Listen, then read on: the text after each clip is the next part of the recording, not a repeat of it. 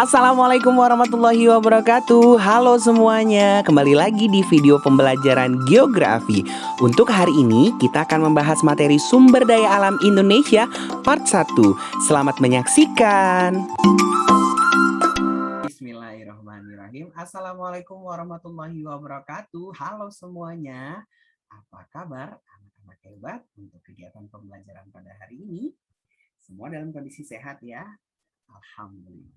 Alhamdulillahirabbil alamin. Segala puji kita panjatkan atas kehadiran Allah Subhanahu wa taala yang masih memberikan nikmat sehat kepada kita semua hingga pada hari ini kita masih bisa mengikuti pembelajaran.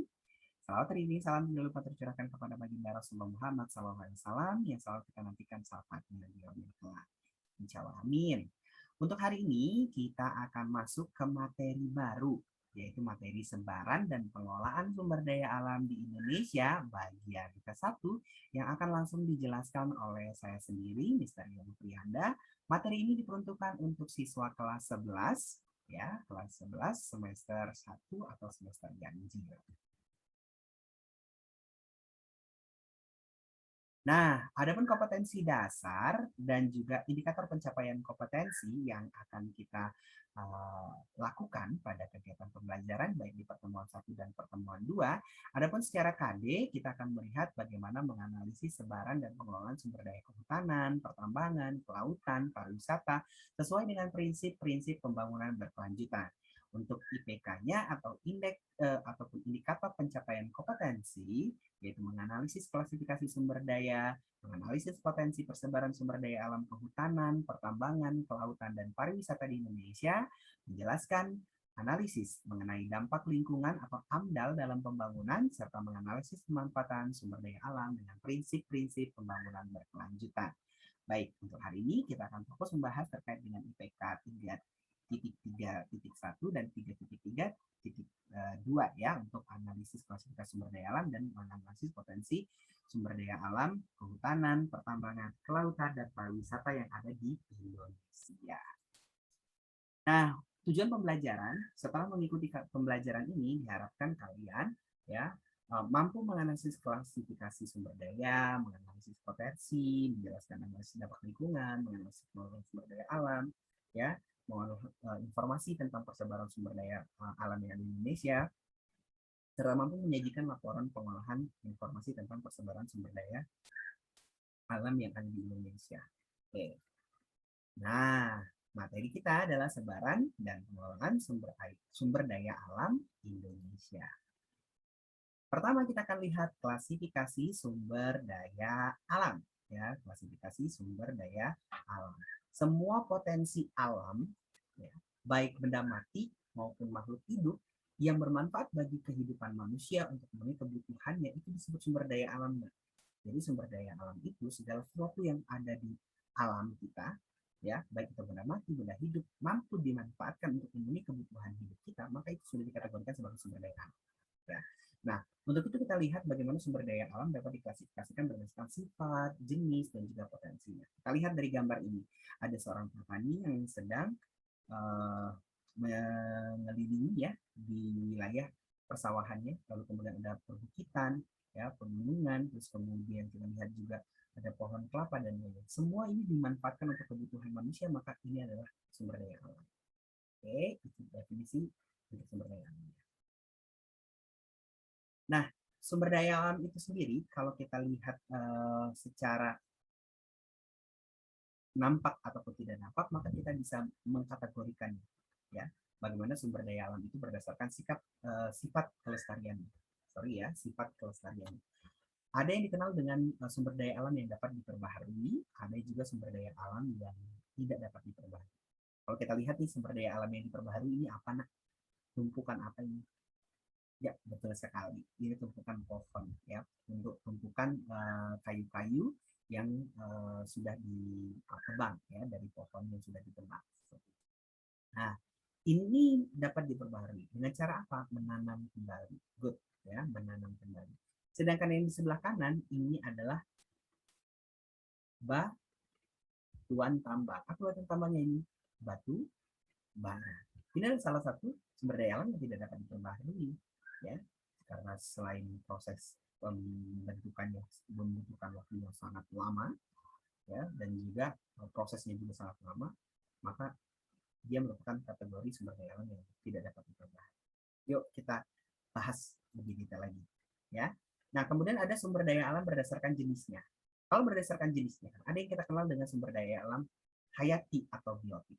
Ya, kalau tadi kita lihat dia bisa diperbaharui atau tidak, kalau ini adalah berdasarkan jenisnya, hayati, non hayati. Hayati itu biotik, ya. Jika dia bersumbernya dari hewan, tumbuhan, ya, sumber daya alam tersebut, maka itu dikategorikan sebagai sumber daya alam hayati atau biotik. Tapi kalau bagaimana dengan tanah, terus kemudian batu, air sungai, itu termasuk dalam non hayati atau abiotik. Bisa dimanfaatkan oleh manusia? Sangat bisa dimanfaatkan sama manusia. Seperti itu. Tapi sayangnya dia tidak hidup, tidak bernyawa. Kalau hayati tadi hewan, tumbuhan dia bernyawa. Ya, seperti itu. Itu adalah sumber daya alam berdasarkan jenisnya. Next, kita lihat bagaimana sumber daya alam berdasarkan potensinya. Ada yang berdasarkan potensinya ini kita kenal dengan sumber daya alam ruang, sumber daya alam materi, sumber daya alam energi. Ya, kita melihat bagaimana potensi ruang jika suatu wilayah itu sangat luas, wah, sangat sangat berpotensi untuk dikelola. Ya, kalau kita misalnya punya tanah 10 hektar, 20 hektar, kalau kita di kampung jelas kita akan berkebun. Kalau kita di kota, kita sudah bisa jadi orang kaya, ya. Kenapa? Karena bisa memanfaatkan tanah tersebut dijadikan bangunan, apartemen, lebih produktif menghasilkan. Lalu kemudian sumber daya materi, ya, sumber daya materi pertambangan dan lainnya secara potensinya. Energi itu juga sama, minyak, terus kemudian gas alam dan lain-lain. Itu sumber daya alam berdasarkan potensinya, ya. Lalu kemudian potensi dan persebaran sumber daya alam kehutanan, pertambangan, kelautan, dan pariwisata di Indonesia. Kita lihat yang pertama sumber daya kehutanan. Menurut Undang-Undang Nomor 41 Tahun 1999 tentang kehutanan, hutan adalah suatu kesatuan ekosistem yang berupa hamparan lahan berisi sumber daya alam hayati yang didominasi pepohonan dalam persekutuan alam lingkungan yang satu dengan yang lainnya tidak dapat dipisahkan. Ada berbagai jenis hutan di Indonesia. Di antaranya, yuk kita lihat, ya. Yang pertama adalah hutan hujan tropis. Kalau kita lihat dari hutan hujan tropis jelas nih, ya, tinggi, rimbun, ya, terus kemudian hijau sepanjang tahun, ya, di bawahnya gelap. Hutan hujan tropis banyak terdapat di Pulau Sumatera, Kalimantan, dan juga Papua. Karena ini adalah wilayah-wilayah yang di Indonesia mendapatkan curah hujan yang sangat banyak. Sumatera, Kalimantan, dan Papua. Maka hutan hujan tropis banyaknya di wilayah ini untuk di Indonesia. Hutan yang pertama, hutan hujan tropis. Next, berikutnya adalah hutan musim. Disebut juga dengan hutan muson, banyak ditemukan di Jawa Tengah, Jawa Timur, dan Nusa Tenggara. Ya, seperti perkebunan pohon jati, ya, terus kemudian mahoni dan lain-lain. Ya, itu hutan muson yang ada di Indonesia atau hutan musim yang ada di Indonesia. Kalau di negara-negara luar yang beriklim subtropik ataupun iklim sedang, jelas mereka juga mempunyai hutan musim. Ya. Oke, berikutnya hutan yang ketiga, yaitu hutan hujan pegunungan. Kalau kita lihat hutan hujan pegunungan ini biasanya banyaknya di wilayah gunung-gunung, ya, ataupun kemudian dia memiliki penampakan yang hampir mirip dengan hutan hujan tropis. Ya, seperti itu. Itu banyak tersebar di wilayah Sumatera, Sulawesi, Kalimantan, dan juga Papua. Rimbun, hijau sepanjang tahun, selalu ditutupi oleh kabut, ya, suhunya sangat sejuk, bahkan dingin, ya, airnya sangat jernih yang ada di hutan. Itu hutan hujan pegunungan. Next, hutan Indonesia juga ada yang kita kenal juga dengan sabana. Nah, kalau sabana ini adanya di wilayah Flores, Sumba, ya, dan juga Bimbing.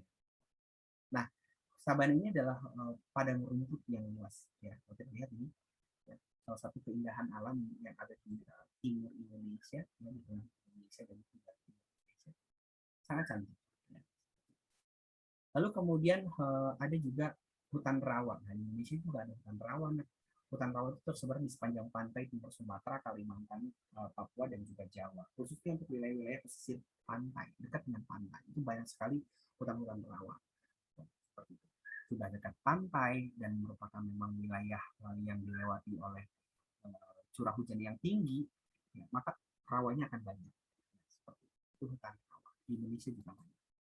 Kemudian juga ada hutan mangrove. Hutan mangrove ini tersebar di Sumatera, Kalimantan, Maluku, Bali, Jawa, dan juga Papua. Jelas hutan mangrove itu pasti di wilayah pesisir pantai, khususnya untuk wilayah yang lebih rendah. Ya, seperti itu. Kalau di Sumatera itu Sumatera di bagian timurnya, terus kemudian Kalimantan itu Kalimantan bagian selatannya, di Jawa itu Jawa bagian utaranya, dan juga Papuanya itu adalah Papua di bagian baratnya. Ya, itu untuk hutan-hutan mangrove yang ada di Indonesia. Kemudian juga kita ada hutan gambut. Hutan ini tersebar di wilayah Kalimantan Barat, Tengah, Papua, dan Riau. Ya, karena memang dia hutan gambut ini cenderung adalah hutan yang memang sangat dipengaruhi oleh air yang mengendap, ya seperti itu. Hujan ataupun kemudian karena air laut dan lain-lain, yang biasanya dikarenakan memang tanahnya tidak mudah menyerap air, ya sehingga dia mengendap lalu kemudian dapat segera terbakar ketika musim kemarau. Kemudian juga ada hutan lumut. Hutan lumut terdapat di pegunungan tinggi, khususnya kalau di Indonesia itu adanya di Papua, ya di Sumatera di wilayah Gunung Kerinci, ya gunung-gunung yang ada di Indonesia di wilayah Papua, Sumatera, Kalimantan, Sulawesi, dan juga Jawa. Nah, kemudian berdasarkan fungsi dan pokoknya ada 3 jenis hutan. Ya, kalau kita melihat secara pokoknya, kalau tadi sebarannya ya, sebaran hutan yang di Indonesia, kita selanjutnya adalah melihat bagaimana fungsi pokok ya, dari hutan itu sendiri. Ada 3 jenis hutan dengan fungsinya. Yang pertama adalah hutan konservasi. Hutan konservasi jelas hutan yang sifatnya untuk menjaga kelestarian flora dan fauna biasanya di wilayah dalamnya, di mana juga hutan konservasi dengan memiliki ciri khas tertentu, fungsi pokoknya adalah pengawetan keanekaragaman tumbuhan dan satwa serta ekosistemnya. Nah, beda dengan hutan lindung, ya, di mana hutan lindung adalah kawasan hutan yang memiliki fungsi sebagai perlindungan sistem penyangga kehidupan, sedangkan hutan produksi adalah kawasan hutan yang memiliki fungsi pokok memproduksikan hasil hutan. Jadi kalau hutan produksi memang hutan yang dia diperuntukannya adalah memproduksi, misalnya kayu, ya dia sudah punya skema waktu tertentu dia akan kemudian ditebangi, ya kemudian diambil lalu kemudian dia lupa ditanam. Ya, yang terjadi adalah masalahnya adalah ketika ada illegal logging, penebangan hutan secara liar, tidak bertanggung jawab, seperti tidak ada rekomendasi. Itu beberapa fungsi pokok jenis hutan, ya seperti itu ada hutan konservasi, sokalan, dan juga produksi. Kalau sokalan itu sama dengan hutan lindung. Next, sumber daya pertambangan. Pertambangan adalah suatu kegiatan pengambilan endapan bahan galian berharga, ya bernilai ekonomis dari dalam kulit bumi, baik secara mekanis maupun manual, pada permukaan bumi, di bawah permukaan bumi, dan di bawah permukaan air. Kemudian ada minyak bumi. Nah, jadi pertambangan di Indonesia itu, sumber daya alam pertambangan di Indonesia itu salah satunya adalah minyak bumi. Minyak bumi di Indonesia itu cukup banyak, ya, karena di wilayahnya di Indonesia juga banyak ditemukannya, di mana minyak bumi adalah hasil proses alami berupa hidrokarbon, ya dalam kondisi tekanan temperatur atmosfer berupa fase cair ataupun padat, termasuk aspal, lilin, mineral, azoterit, bitumen yang diperoleh dari proses penambangan. Cadangan minyak bumi di Indonesia itu tersebar di sebagian besar di Pulau Sumatera, sementara sisanya itu ditemukan di Pulau Jawa, Kalimantan, terdapat di daerah Papua, Maluku, dan juga Sulawesi. Itu untuk minyak bumi. Berikutnya untuk sebaran gas bumi yang ada di Indonesia, ya. Cadangan gas bumi nasional tersebar di wilayah di hampir di seluruh wilayah Indonesia. Ya, gas bumi adalah proses alami berupa hidrokarbon dalam kondisi tekanan temperatur atmosfer berupa fase gas yang diperoleh dari proses penambangan minyak dan juga gas bumi itu sendiri. Ya, LPG adalah satu yang sangat dekat dengan kehidupan sehari-hari kita ya untuk saat ini.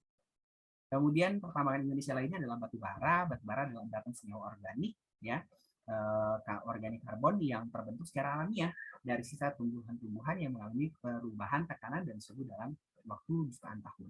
Dari sumber daya dan cadangan batu bara sekitar 50% dari Pulau Sumatera, 40,5% itu dari Pulau Kalimantan, sisanya tersebar di pulau lain. Jadi memang untuk Pulau Sumatera dan Pulau Kalimantan itu merupakan daerah penghasil batu bara terbanyak. Kenapa? Karena batu bara ini merupakan dari apa? Hutan, ya hutan masa lalu yang kemudian dia mengalami fosil lalu kemudian terendap, ya dengan suhu proses senyawa organik karbon, ya seperti itu, maka dia terbentuklah batu bara, ya. Kenapa banyaknya di Sumatera? Sumatera itu adalah hutan-hujan tropis dulunya, ya kan, dan sampai saat ini juga ada hutan-hujan tropis. Kalimantan juga ada hutan-hujan tropis, sehingga untuk wilayah Sumatera dan Kalimantan itu paling banyak ditemukan untuk batu bara, dan untuk wilayah lain yang ada di Indonesia juga ada. Tapi terfokusnya banyak di Pulau Sumatera dan Kalimantan. Berikutnya pertambangan emas dan perak. Untuk emas dan perak adalah logam mulia yang memiliki nilai ekonomi yang tinggi. Nah, emas ini dapat ditemukan di sebagian besar Pulau Sumatera, Jawa, ya. Emas juga tersebar loh di Pulau Kalimantan, Jawa, terus kemudian Sulawesi, Nusa Tenggara, Maluku dan Papua. Ya, emas dan perak itu banyak ya. Selain untuk perhiasan, juga menjadi logam mulia ya, dan juga memiliki nilai ekonomi yang sangat tinggi. Nah, berikutnya adalah tembaga, umumnya biji tembaga, ya ini contoh biji tembaganya. Biji tembaga itu di Indonesia terbentuk secara magmatik. Kenapa? Karena Indonesia itu banyak wilayah pegunungan api. Ya, pegunungan api. Nah, pembentukan endapan magmatik dapat berupa proses hidrotermal atau metasomatisme. Logam tembaga mendukung industri peralatan listrik, telekomunikasi. Ya, potensi tembaga terbesar di Indonesia terdapat di Papua. Ya, seperti itu. Potensi lainnya menyebar di Jawa Barat, Sulawesi Utara, dan juga Sulawesi Selatan. Nah, kemudian ada bauksit, ada juga nikel ya. Untuk bauksit sendiri adalah biji utama pembentuk aluminium ya, di mana dia kelompoknya adalah mineral aluminium hidroksida. Di Indonesia sendiri penambangan bauksit itu tertua dan terbesar itu adalah di Pulau Bintang. Ya, sedangkan nikel itu adalah berasal dari kelautan batuan ultra basah. Untuk di Indonesia sendiri, nikel itu banyak di wilayah Sulawesi, Kalimantan bagian Tenggara, Maluku, dan juga Papua. Kemudian pertambangan Indonesia lainnya itu adalah timah, ada intan ya. Timah itu akibat proses intrusi magma ya, banyak di wilayah Sumatera bagian utara ya, Pulau Bangka, Pulau Belitung ya, dan juga Pulau Kalimantan. Kemudian untuk intan sendiri, kristal yang memiliki nilai ekonomi yang sangat-sangat tinggi ya. Intan termasuk mineral karbon ya, berupa kristal jernih dan memiliki tingkat kekerasan mineral yang tinggi ya. Dan penambangan intan terbesar di Indonesia itu ada di Martapura, di Kalimantan Selatan ya, seperti itu. Itu nilai jualnya satu. Oke, kemudian ada mangan dan juga pasir besi ya. Itu kalau mangan banyaknya di wilayah Sumatera, Riau, Jawa, Kalimantan, Sulawesi, Nusa Tenggara, Maluku, dan Papua. Kenapa? Karena dia digunakan sebagai proses produksi baja, itu mangan ya. Sedangkan pasir besi terdiri dari mineral opak yang bercampur dengan butiran dari mineral non logam. Pasir besi ini dia terlalu ditemukan di Sumatera, Lombok, Sumbawa, Sumba, Flores, dan juga ya. Nah, lanjut kita ke sumber daya alam kelautan yang ada di Indonesia. Potensi dan persebaran. Indonesia memiliki laut yang luas dengan potensi sumber daya kelautan yang sangat kaya.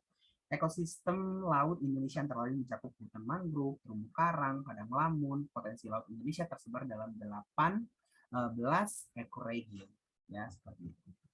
Nah, ada hutan mangrove, jelas hutan mangrove ini tidak hanya kemudian sebagai yang bisa dimanfaatkan ya, baik kayunya dan tapi hutan mangrove bermanfaat untuk mencegah erosi, abrasi, lalu kemudian penyediaan makanan untuk plankton. Dimana kita tahu plankton itu adalah tempat plankton itu adalah makanannya ikan. Jadi habitat alami bagi berbagai macam ikan itu adalah di mana mereka mengumpul ke daerah-daerah yang menyediakan plankton. Sehingga tidak bisa dipungkiri ya, sebagai habitat alami bagi berbagai biota laut untuk hutan mangrove itu sendiri.